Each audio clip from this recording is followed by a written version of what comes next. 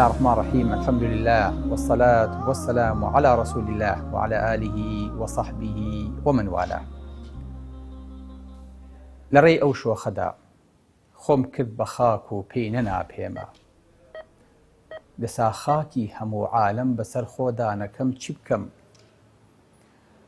دەمێکە شاری پرشۆڕی مەحەبەت مات و خامۆشە، بە قانونی تەجەنون شۆڕشێ ئینشانەکەم چی بکەم؟ لە چاوانم نەما بۆ گریە، نۆبەی سەجدە بەردەریە، سیا ساڵم نەبارە، نوێژی ئیستیسقا نەکەم چی بکەم؟ الله ئەکبەر. مامۆستا مەحی پێی وایە گەر هەر کاتێ چاوەکانمان وشک بوون و فرمێسک لە چاومان نەهات، لە خۆشەویستی و لە ترسی خوا نەگریاین، لە عەزەمەت و لە نیعمەتی خوایە نەگریاین، لە خۆشی و ناخۆشیەکانە نەگریاین. ئەمە پێی وترێ ساڵێکی وشکە ساڵی، ساڵێکی بێبارانی. لە ساڵی بێبارانی ئەبێ چی بکرێ؟ ئەبێ نوێژە بارانە بکرێ. بۆ باران ئەو نەگرنگە؟ بڵێ باران بەرەکەتی ئەرز و ئاسمانی پێوەیە. ئەی فرمێسک پەیوەندی بەوە چییە؟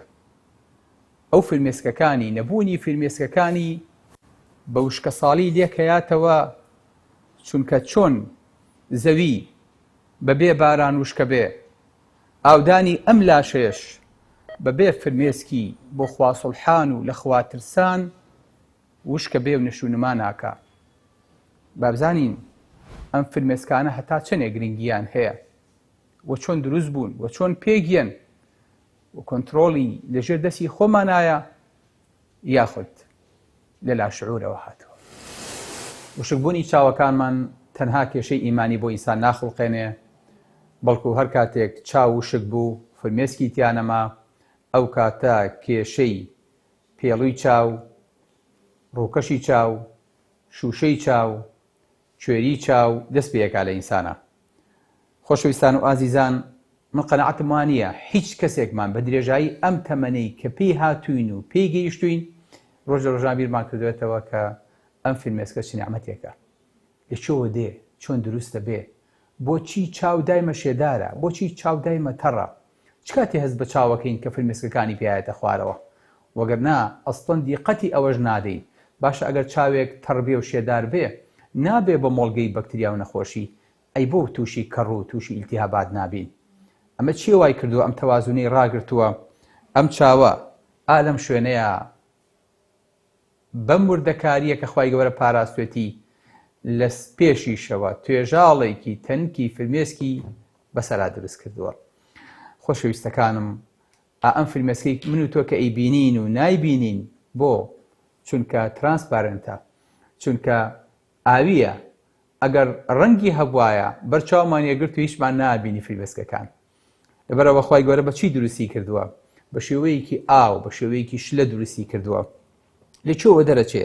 لە ڕژێنێکی بچکۆلەوە دەرەچێ لە سەر و چاوەوە کە پێوتێ لاکریمال گلاند، ڕژێنی فرمێسک. لێرەوە 2 سانتیمەتر تەنها.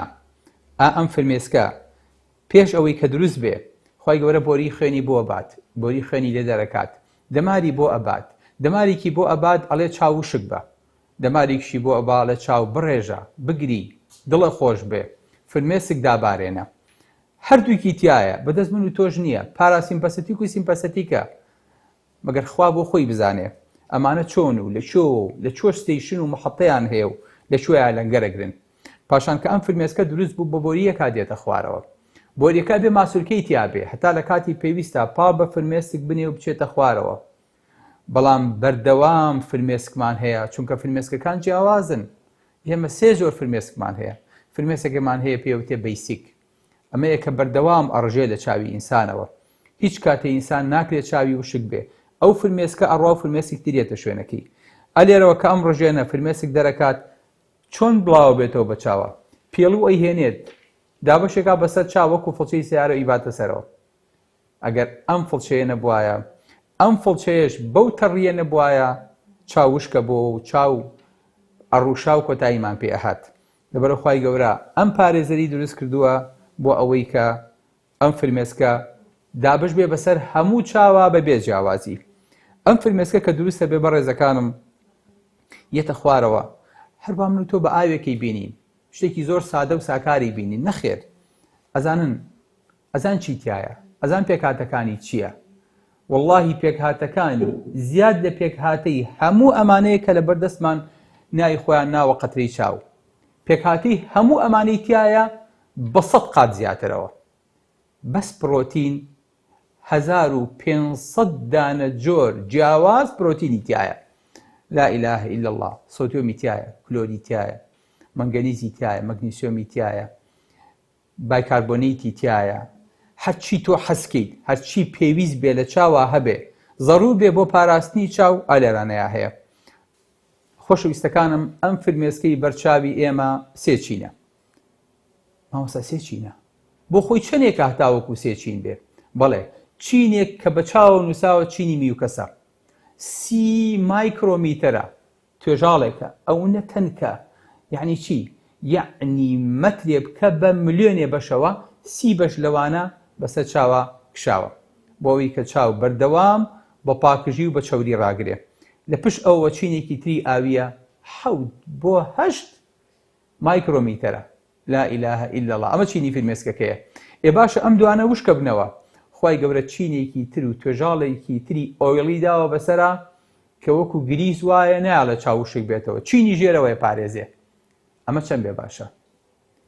0.1 تا 0.2 مایکرۆمیترە.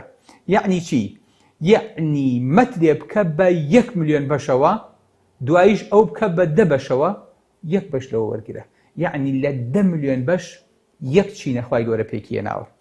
ئەمە توێژاڵێکە کە فرمێسکی پێکهێناوە. باش مامۆستا پێ نەوتین ئەم چاوە فرمێسکەکە دەرەکات، بەڵام ئەم توێژاوە چەورە کە ناڵێ ئەمە بێ بە بوخار و وشک بێتەوە چییە؟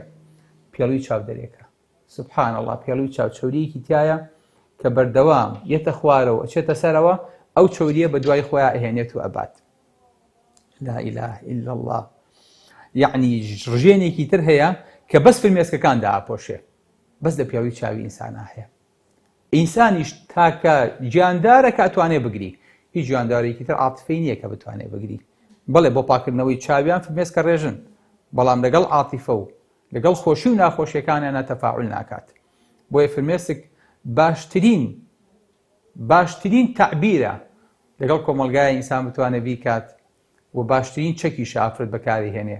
هەر کاتێ فرمێسکی یافرەتێکە بینی دەستە سار دەبێتەوە، تووڕەبوونەکە و نامێنێ. ئیتریش تۆ قاوەکە جاخواخواتە جاو قسەنەکە. ئەیش خوا هەڵ ناگرێ، هەر تۆ دەم کەرەوە بجارێ دەست بەستکردنەوەی چێرە ئەی بشورێ، هەر بەس دەم کەرەوە فرمێسکەکەی حازرە. با بەخۆ منی چم نەوت. بەڵێ بۆ ئەمە ئەوەیە کە عاتیفەی ئینسان پێچۆڵێنێ، ئەوەیە کە یەکێکی خۆشەویستە بینی پاش چەند ساڵەوە بینی و باوشی پیاکەی پێویست ناکا بڵێ خۆشتمەوی، پێویست ناکا بڵێ بەخێر بێتەوە. هەر فرمێسکەکانە بخۆی تابیر لە تۆوەکە، فرمێسکەکانە لە بەخێر بێتەوە. پێڵە زۆرم بیرە کردی تۆ لەکوێیت؟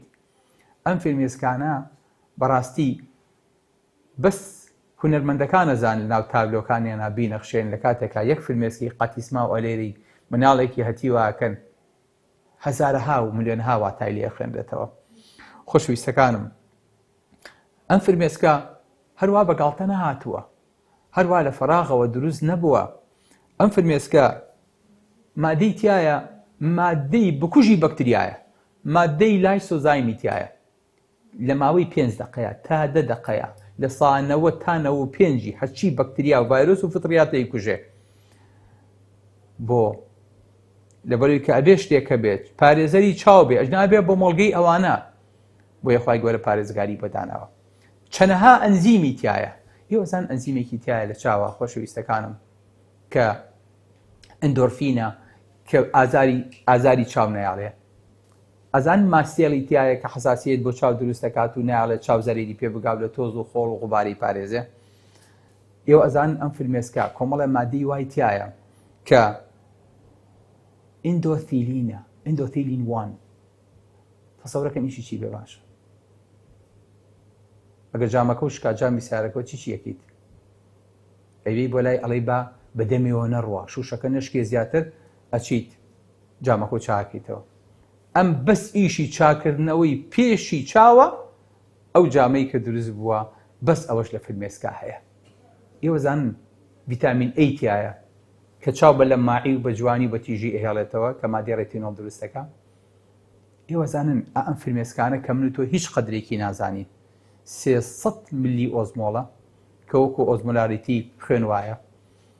ئێوە زانن ئەم فرمێسکانە خۆشویستەکەم کێتە خوارەوە کە لەسەرەوە دروستە بێ بە نزیکی 2 تا 6 دەکتە یە بەسەر چاوە ئەڕژێ کە چاو پڕەکە ئەگەر فرمێسکی چاو بۆریەکەی بژیرێ قەتی سەمێنێ لەبەرەوە حەل چییە؟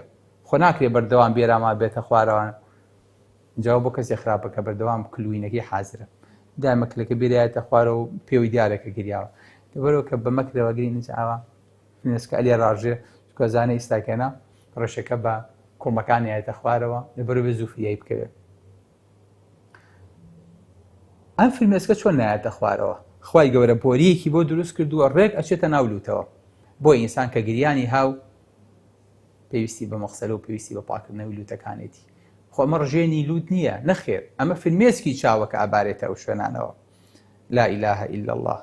یەکێک لە تابعین لە کاتێکە دەرسێ وتەوە بە تەڵەبەکانی کە قوڕگی پڕە بوو کە ئەگریا لە بەرخوا نێش تەڵەبەکانی ئەستی پێ بکەن لووتێ سڕی و ئەی فەرموو ما ئەشەدە الزوکام کۆرەم هەڵامەتە چەند قورسە بۆی کە هەز نەکەن کامە ئەگری لە بەرخوا. لەبەرەوە ئینسان کە فرمێسکەکانی ئەڕێژێ ئەچێتە ناو لووتەوە بە چیا بە بۆریەکە. ئەی چ کاتێک فرمێسک لە دەرەوە دەرەکەوێت و یێتە سەر کوڵم لێ کاتە کە بۆریەکە نەیکێشێ ئەم بۆریە پێوترێکی پێوتە لاکریماڵ لیک بحیرەی یعنی دەریاچەی فرمێسک ئەلێوە دابەشێ بێت و ئەڕواتە خوارەوە بەناو دوو ئێسکا دا ئەبەزێ بە ناو لووت لەبینی چاو لووتایە. ئەم دەریاچەیە ئیشی چییە؟ فرمێسکەکان کۆکاتەوە لە لووتەوە بەڕێیانەکات هەم لووت شێدارەکە هەم لێرەشەوە نەجاتێ بێت و بەسەر کوڵمانایەتە خوارەوە. ئێوە دیقەتە ناو خوای گەورە کە باسی ئەهلی کیتابەکە لە کاتێکا یەم بۆ لای پێغەمبەری خوا و ئیمانە هێنن جوان لە قورئانە بێ فەرمێ وإذا سمعوا ما أنزل إلى الرسول ترى أعينهم تفيض من الدمع. ئەفەرمێ لە کاتێکە جوان لە قورئانە بێ چاوەکانیانە بینیت فەیضانەکا لە فرمێسکە. یعنی چی؟ یعنی دەریاچەکە نایکێشێ بۆریەکە نایکێشێ ناچاو ئاوێتە سەر جادەکان و بە کوڵمەکەیەتە خوارەوە. سیرم تەعبیرە قورئانیەکە چەند دەقیقە بەلەمانیش ناوە لاکریماڵ لیک دەریاچەی چاو یعنی باراناوەکە بەسەر دەریاچەکە ساڕێژەکە. سبحان الله. ئەمەیە ئەم نیعمەتەیە کە پەروەردگار بۆی دروست کردوین و نەیهێشتووە پێویستمان بە هیچی تر بێ. بۆیە ئەمەی کە بۆم باسکردن یەک نەوعی فرمێسکە کە پێوترێ بیسیک. ئەی نوعی ترمان هەیە بەڵێ نوعی ترمان هەیە پێوتێ ئیمۆشناڵ. ئەمەیە کە ئینسان هەر کاتێ خەفەتێکی هەبوو ناڕەحەتی هەبوو وڵێ تخوارڕێم لێ مەگرم تێر بۆ خۆم بگری با فرمێسکەکانم هەڵوەرێن. عەبدوڕەحمانی کوڕی عەوفی پێغەمبەری خوا تۆ شەگری بۆ ئیبراهیم فەرمووی ئەوە ڕەحمەتێکە إن العين لتدمع وإن القلب ليحزن. فەرمی ئەوە چاوە فرمێسکە ڕێژێ ئەوە دڵە بێتاقەتە بێ هەر کاتێ دڵ بێتاقەت بوو چاویش بەدوایە ڕنگدانەوەی ئەکات و فرمێسکەکان یێتە خوارەوە. ئەمە پێوترێ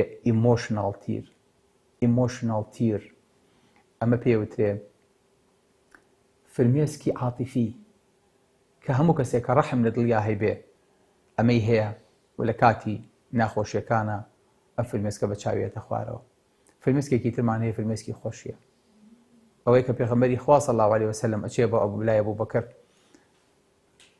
ئەبوو بەکر پێ فەرمی یا ڕەسوول الله کاتێکە قەتیان نەهاتووی لەم نیوەڕۆیە ئەفەرمێ ئیزنم درا کە هیجرەت کەم. ئەبوو بەکر لەگەڵ ئەو هەموو ترس و لەرزەی کە لێ ڕێگەی هیجرەتا هەیە لە ڕێگەی کۆچا هەیە فەرمێ الصحبە یا ڕەسوول الله. فەرمێ عنی هاوڵی تۆمەی پێغەمبەری خوا لەم ڕێگەیە؟ فەرمێ بەڵێ. دایکە عایشا فەرمێ کەسم نەبینی لە خۆشیە بگری فرمێسک بە چاویە بێتە خوارەوە هەتا ئەو ڕۆژی ئەبوو بەکرم بی باوکم بینی فرمێسک بە چاوەکانی هاتە خوارەوە. سبحان الله.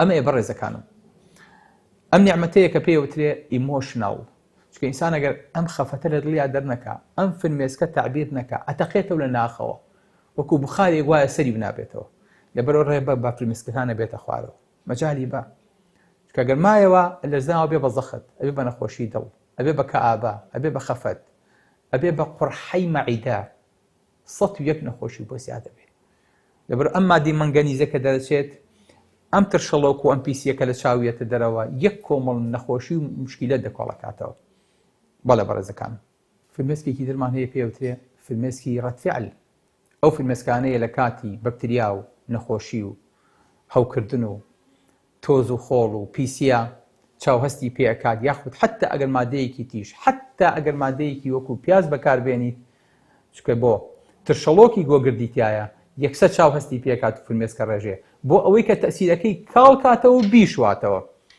ئەگەر خوا نەخواستە گوێی شەیتان کڕبێ چوشنە ناو خۆپیشاندانێکە و ئەنجا ئەو غازانەی کە فلمێس ڕێژن بەکاریان هێنا ئەوە خراپتر ئەزان ئەو غازانە چی بەکارهێنێ ئەزان ئەو غازانە چی پێگیە ئەو غازانە لە بیبەری ڕەش خوا شەیتان عەقڵی بۆشتی واچێ کاتێ خۆی کە بریتانیەکان دروستیان کردووە بەڵێ چاو ئەتۆزێنێتەوە ئینسان تەحەمولی ناکات و فلمێک بەچایەتە خوارەوە ئەمە جۆرەکانی فلمێسکن بەڕێزەکانم کە ئێمە هەتا ئیستاکێنا هەستمان نەکردووە چاومان فلمێسکی هەیە قدرمان نەزانیوە ئەو هەموو ئەنزیم و پرۆتین و پێکهاتەیی لە چاوە هەیە لە مژگەنە بچکۆ لە ئێوێتەتی دیقەتی ئەمەتان داوە هەستان بەمە کردووە بەم نیعمەتەتان زانیوە لەبەرەوە ئەم چاوەجێ خۆیەتی نەکە چاوەکە ڕژێنەکەی فلمێسکەکەی لە شوێنی خۆیە بۆ کاتی پێویست لە مۆقیفە بەکاری بێن و فلمێسکی پێبڕێژ جارێکیان عەبدوڵای کوڕی مەسعود ئەجێڕێتەوە فەرمێت پێغەمبەری خوا صلی الله عەلەیه وسەلەم داوای لێکردم فەرمی ئیقرأ عەلەیە القورئان قورئانم بەسەرا بخوێنە وتم ئەقرأ عەلەیکە وعەلەیکە ئونزیل بەسەر تا بخوێنم لە کاتێکە بەسەر تۆیان نازڵ بووە فەرمی ئینی ئوحیب ئەن ئەسمعها من غەیری من حەزەکەم لە زمانی غەیری خۆمەوە گوێم لێ بێ فەرمی دەستم کرد بە سوورەتی نیسا هەتاوەکو گەیشتمە و ئایەتێکە فەرمێ فكيف إذا جئنا من كل أمة بشهيد وجئنا بك على هؤلاء شهيدا أي محمد بەڵێ چۆنە بێت لە کاتێکە هەموو ئومەتێک شاهیدێکمان بەسەر خۆیەوە هێنا تۆشمان هێنا کردمانی بە شاهید بەسەر ئەم ئومەتەوە فەرمی حەسبوکە الآن بەسە مێسەرم بەرز کردەوە کە سێرەکەم فەئیذا عەیناه تەذریفان کە سێرەکەم چاوەکانی هۆن فلمێسکیان پێێتە خوارەوە پێغەمبەری صلی الله عەلەیه وسەلەم بەرگەی ئەوەی نەگرتە بێ وەکو شایەتێک بۆ ئومەتەکەی لە ڕۆژی قیامەتا بێت مامۆستا مەحوی نەهاقی نییە کا فەرمێت بە نووری بادە کەشفی ظڵمەتی تەقوانەکەم چی بکەم بە نوورێکی وەها چاری شەوەیەکی وانەکەم چی بکەم لە خەزنەی دڵمدا هەرچی هەیە هەرداغی سەودایە دەسا ئەم نەقدە دەردی عیشقی پێ سەودا نەکەم چی بکەم لە ڕێی ئەو شۆخەدا خۆم کرد بە خاک و پێی نەنها پێما دەسا خاکی هەموو عالم بەسەر خۆدا نەکەم چی بکەم دەمێکە شاری پرشۆڕی مەحەبەت مات و خامۆشە بە قانونی تەجەنون شۆڕشێ ئینشا نەکەم چی بکەم لە چاوانم نەما بۆ گریە نۆبەی سەجدە بەردەریە سیا ساڵم نەبارە نوێژی ئیستیسقا نەکەم چی بکەم لە ئەخیری ئەوەیە کا فەرمێت چاوەکانم مشک بوون و ئێستا ئەبێ نوێژی ئیستیسقا بکەم و بچمە سوجدا اینجا فەرمێت لەسەر تۆم دوژمنە دنیا، لەسەر تۆم دوژمنە دنیا، قەزی مانع الجەمعە کە تەرکی تۆ نەکەم تەرکی هەموو دنیا نەکەم چی بکەم. سەلام عەلەیکم وەرەحمەتوڵڵاهی وبەرەکاتوه.